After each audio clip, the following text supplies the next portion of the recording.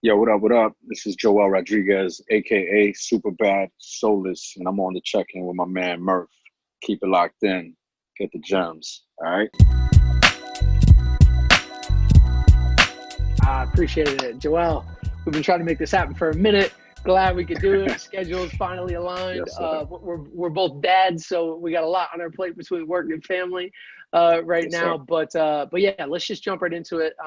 One of the things I've been doing at the top of all the podcast episodes lately is making sure that we talk about Black Lives Matter, making sure that we continue that conversation. So it's not just that, hey, this is a of the moment thing. This is something that needs constant curation, not curation, attention, so that we know that we're moving in the right direction.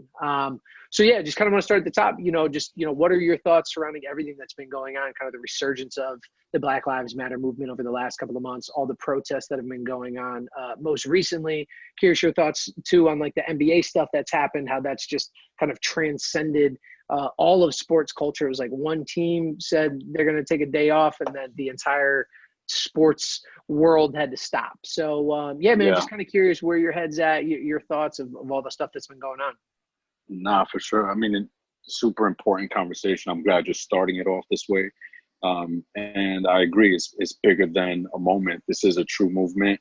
It started years ago now, and just to see it kind of build up to be what it is today is inspiring. I'm proud to see, kids outside of my window protesting and, be able to walk up and show my solidarity has been fulfilling for me personally.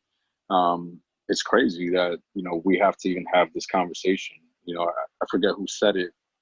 It might have been Michael Che, but he's like, we're talking about Black Lives Matter. We're just saying matter. It's not our equal to or better than, or, I mean, the implied understanding is we're equal. Black lives are equal too, and it's not exclusively saying only Black Lives Matter. And just the fact that we have to have that conversation is astounding, and it's disappointing, but I think the message has been crystallized to the point where it's so clear. It's three words, and this is a mission that is being fought for. I commend all the people that are using their influence and understanding their leverage to say, you know what, the games don't go on. The show will not go on until we have a serious conversation about this. And we're going to use our collective influence, our collective voices to make sure that we shine a spotlight on the stuff that really matters. And just them driving that urgency into the message is commendable. People are taking pay cuts. People are risking their lives in many ways to make sure that this is heard and felt and is not ignored any longer. So I'm taking notes, man. I'm showing support, and I think this is a moment where you just can't stay silent.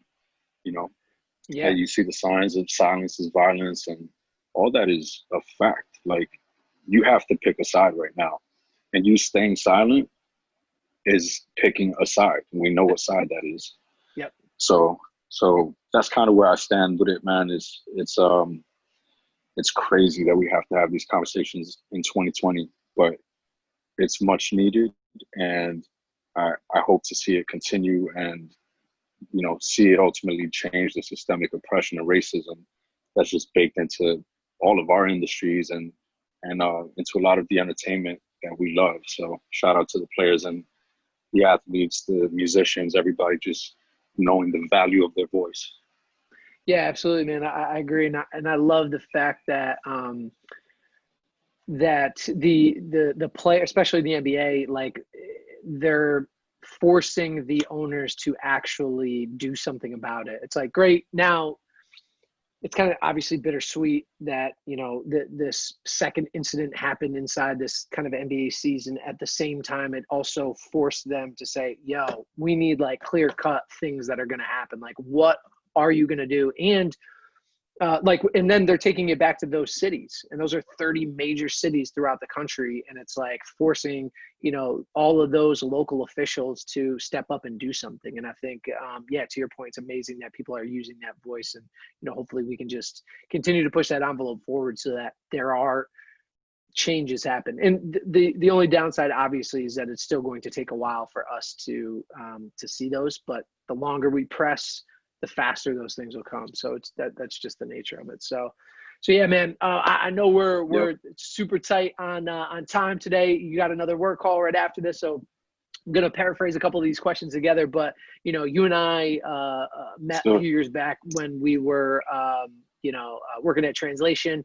You were there long before me. You've been there long after me. You've been there for a while, worked on a ton of big campaigns, Made in America Festival, launched the Brooklyn Nets, Beats, Nike, McDonald's, United Masters, a ton of things in between, but, been a part of a ton of stout conversations as well.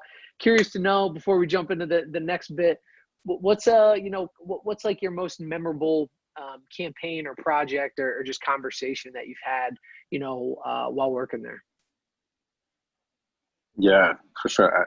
Thank you for that shout out, man. And you forget how much work you do when you love what you do.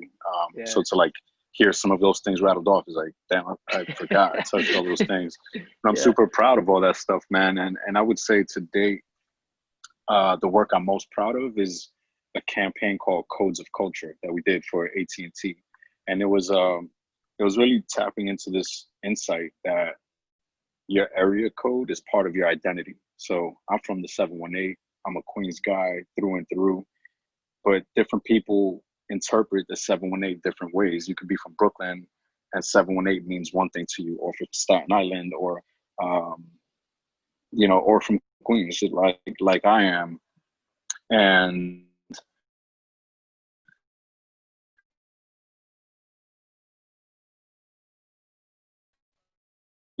we were really aimed at Celebration New York. The whole premise of the campaign was like, let's give all of this big AT&T media to the hometown heroes in each of these area codes. So we created this like meme generator where people got to say, it's a 718 thing, or you get to fill in the blank. There was these blue parentheses. That was like the little nod to AT&T. So like very light branding on it. Didn't feel like advertising, which is really important to me. And translation, to be honest. And those images that people, and we were putting them up on big billboards in their hometowns. So like you could see yourself or in your backyard, and that was how we were giving back. It was like, we're going to take these people of the street level, these local legends, and we're gonna elevate their voices and give them a bigger platform. And to me, that was just the work that felt like we transcended advertising. Like I said, this was bigger than phones or a phone deal or family plan, like none of that. And shout out to AT&T, man. They had the confidence in us, like executing it, finding the right people on the ground. And it was dope to not have to worry about like follower count. You don't have to have 1 million followers to be part of this campaign. You just need to be consistent. You need to wear your city on your sleeve. And that was the criteria of who made the cut. So for me, that was the biggest honor, and it came pretty late in my career at Translation. I've been here 9 years now, and I just kind of got that one off the ground, and just felt like the culmination of all my work, all the things I've been learning, and the things I'm personally passionate about got to like cross paths, and it came like, I think that's the one for me. Yeah, man, that was amazing. That was everywhere. And obviously we follow each other on social media. So when you were posting that stuff, I was just like, oh man, I think that this one's going to be big. And then it went that way, and like you said, it hit so many, it was everyone. It was for everyone, no matter where you were at. It made you feel a thing, and everybody reps their area code. So yeah, man, super insightful. And to be honest, it's kind of the perfect segue into, the next couple of questions I have. But, your job at Translation is, kind of the group context director. And that role is really about listening and understanding what people are talking about and what brands are saying, and kind of marrying those two worlds.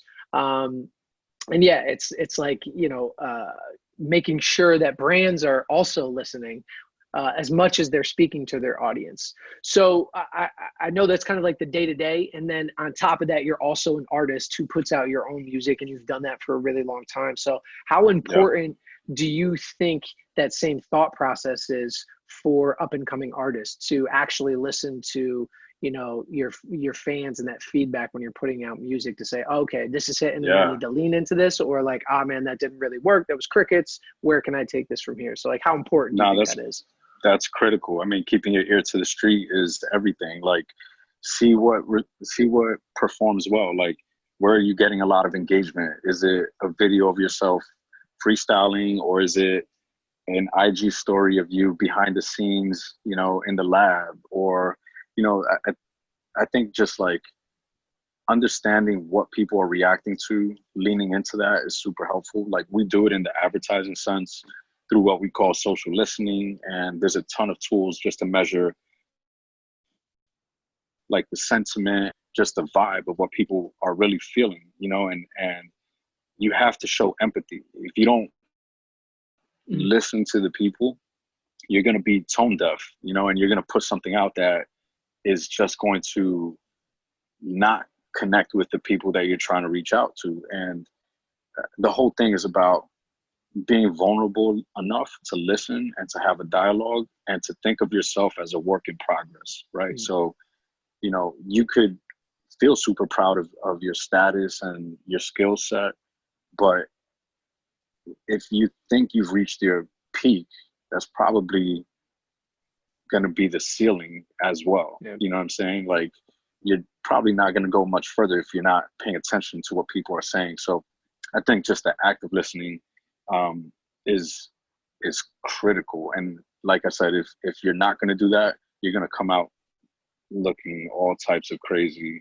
And, you know, especially in our world of advertising, like, it can easily come off as pandering. Like, you're trying too hard. You don't really know this culture. People hate advertising.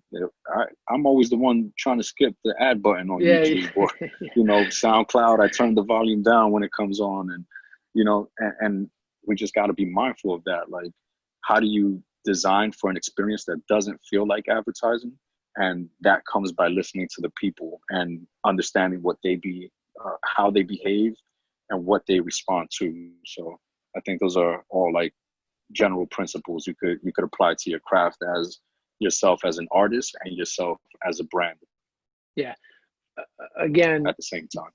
Again, perfect lineup for the next question too. It's in this day and age, unfortunately, music has been devalued. So artists are now forced to be brands, right? They have to be multifaceted and offer value in other ways outside of just music. So, you know, how do you think, you know, in this pandemic, how do you think, especially given that artists can't tour, they can't do shows, how can they add value to their fans or their potential fans' lives? That's an incredible question. I think it's really, it's your perspective on where there's money to be made. So I'll share a quick anecdote, man, but I had the luxury of talking to Nipsey Hussle while he was still here. And he had come to the offices, I want to say 3 or 4 years ago.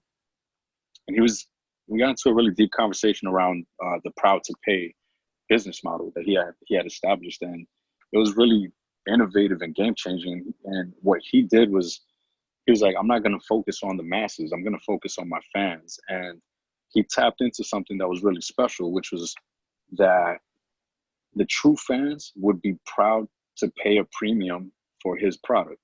And I was just blown away by that, you know. So whether he was doing $100 mixtapes or $1,000 mixtapes, the fact that his fans copped that was less of a purchase and more of an investment. And I think that framing was really smart.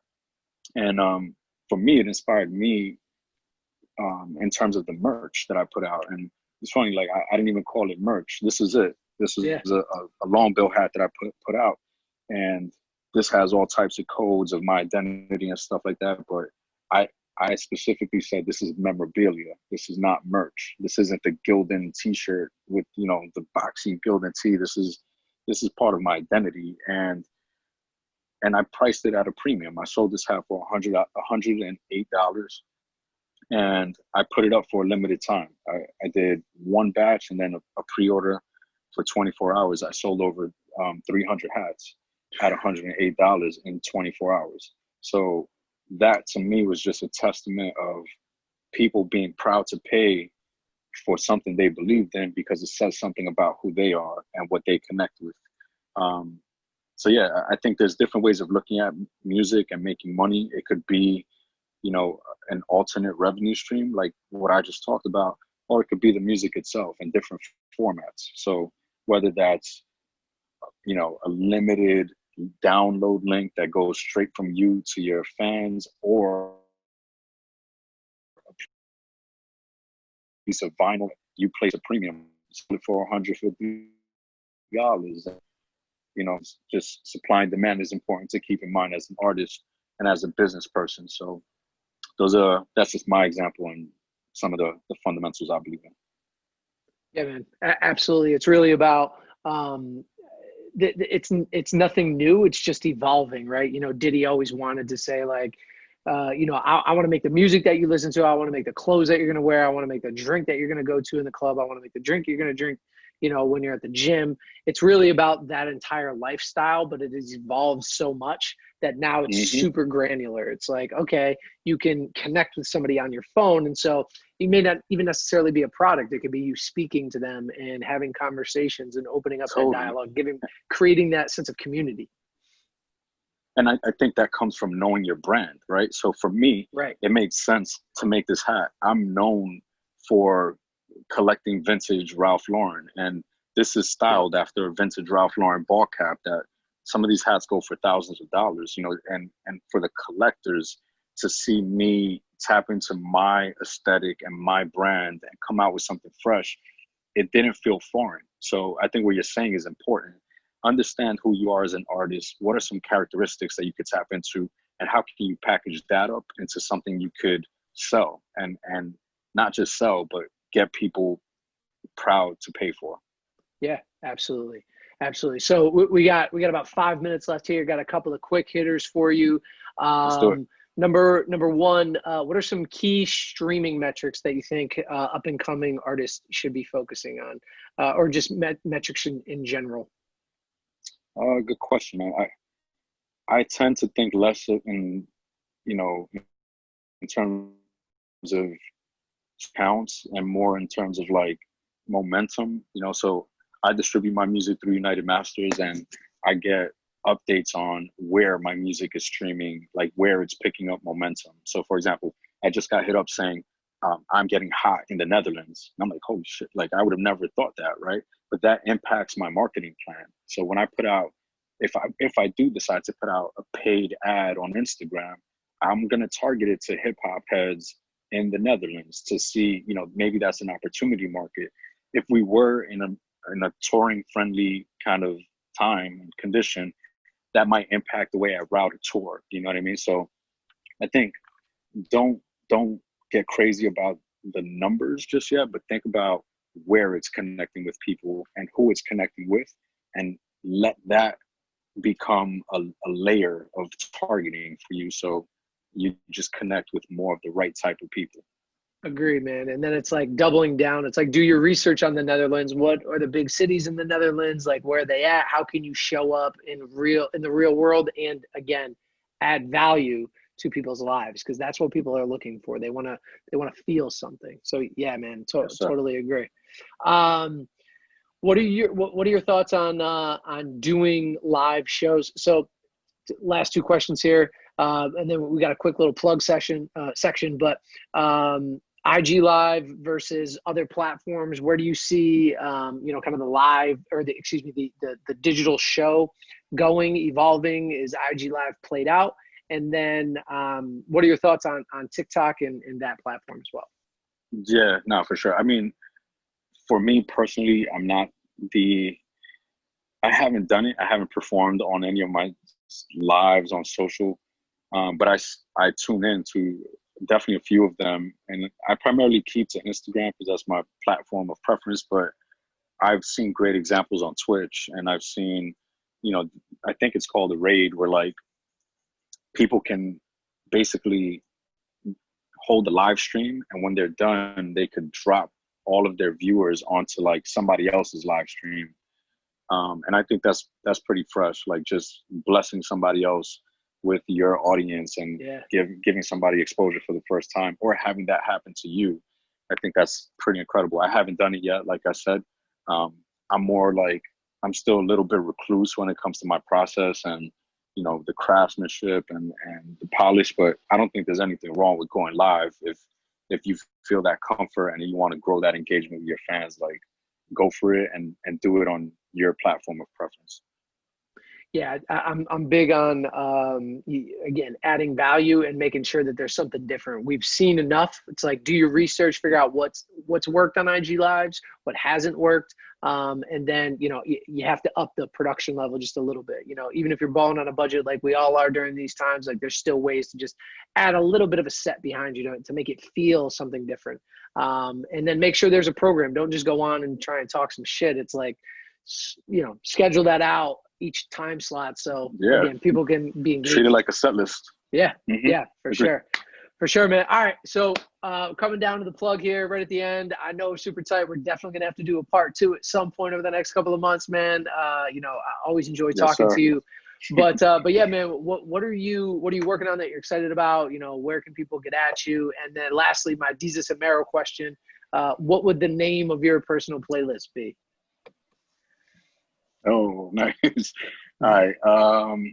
So right now I'm really just pushing my latest album. It's called Soul Controller 2, SOL Controller number 2. Just building out a few more music videos, some more content. Then bumping that heavy in my rotation as well, man.